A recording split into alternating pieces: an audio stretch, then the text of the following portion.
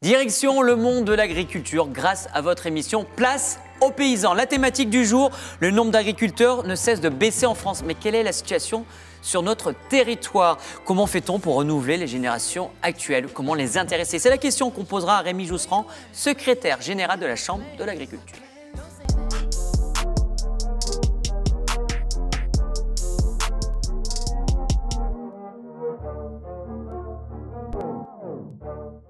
Rémi Jousserand, comment on fait aujourd'hui pour renouveler les générations actuelles? Est-ce qu'il y a un réel besoin?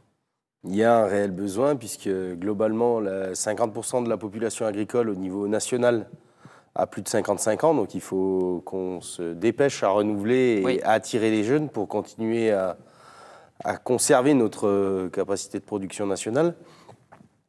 L'idée, c'est que dans la Loire, pour ce qui nous concerne, c'est 200 exploitations qui arrêtent leur activité, 150 qui redémarrent. Et 50 autres deviennent quoi? Se font avaler? C'est de l'agrandissement, ça part essentiellement à l'agrandissement, un petit peu à la construction, mais ce sera c'est positif, ça, non? Le fait de s'agrandir, c'est peut-être plus rentable. Les outils avaient besoin de se développer. En France, dans la Loire, par rapport au niveau français, on était plutôt petits dans nos exploitations. On n'avait pas trop de surface, donc ça nous permettait de pas trop développer l'outil. Et du coup, là, ça nous a confortés. Aujourd'hui, on était agriculteur de père en fils. C'est toujours d'actualité, ça, ou pas? Ou c'est compliqué? C'est plus compliqué? C'est plus compliqué, forcément, puisque la population agricole baisse aussi. Donc, il y a moins de fils d'agriculteurs qui veulent reprendre l'exploitation ou qui sont là pour reprendre l'exploitation. Du coup, on a déjà pas mal de public qui vient de l'extérieur, des hors-cadres familiaux, entre guillemets, c'est comme ça qu'on les nomme, pour des reprises d'exploitation qui sont tout à fait viables et professionnelles au même titre qu'un fils d'agriculteur. Alors, avant, on travaillait aussi avec sa femme. Au niveau sociologique, maintenant, ça a changé, puisque c'est aussi ce qui fait la particularité de notre territoire, hein, c'est que la proximité de la ville, sa femme ou son mari peut travailler dans une banque ou être instituteur et être à la ferme, mais il faut se dégager du temps. C'est ça, peut-être, qu'on reproche à ce milieu-là. En fait, surtout dans un département comme le nôtre où il y a beaucoup d'élevage, l'élevage est une activité qui est très chronophage. Donc les animaux, c'est 24 heures sur 24, 7 jours sur 7. Pour se faciliter la vie par rapport à ça, il y a les sociétés. Donc s'installer à plusieurs pour gérer une exploitation, ça libère du temps. Et puis pour les agriculteurs seuls, il y a aussi la technologie qui permet d'avancer. Le lancement est fait, voilà, direction Marsno, c'est vers Saint-Christon-en-Jarez, si je ne me trompe pas. On a vu Kevin, justement, qui a repris avec son frère la ferme de ses parents. Et vous allez voir, c'est très connecté.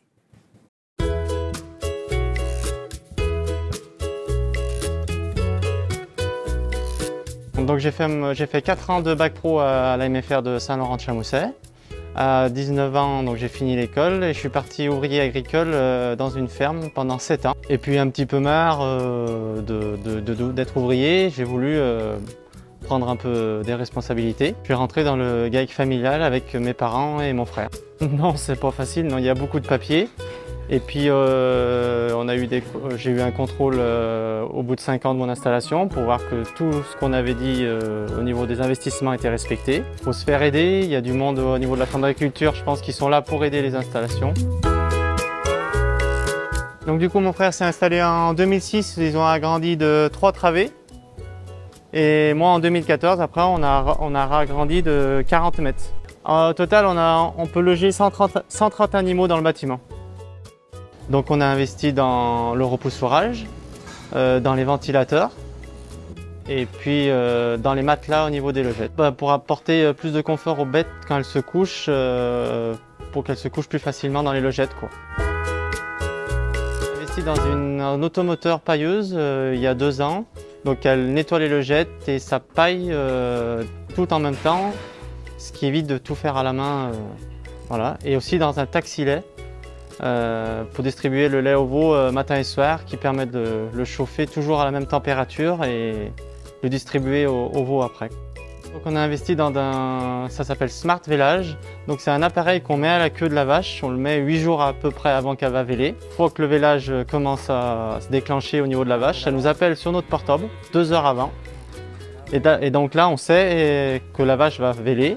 Et on a investi aussi dans une caméra, donc on voit sur notre portable, même si on n'est pas à la ferme, où en est la vache et quand il faut intervenir ou s'il ne faut pas intervenir pour le vélage. Avec mon frère, on a toujours voulu faire évoluer la ferme, quoi, et surtout miser sur le bien-être animal et le confort pour optimiser au mieux notre travail, quoi.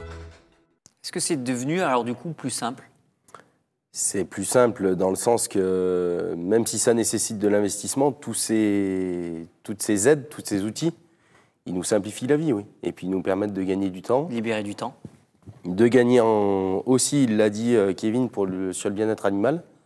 Ça, c'est toutes des améliorations qui améliorent le confort des animaux. Et de gagner aussi en efficacité, il faut se le dire. Un agriculteur, hier, il nourrissait 5 personnes.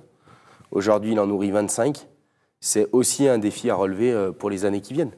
Ben voilà, ça, si ça ne donne pas envie, on ne peut plus rien faire. On a besoin des jeunes. Voilà. Il en faut. Et des geeks. Aussi. Exactement. Voilà, merci d'avoir suivi ce numéro de Place aux paysans. À très vite.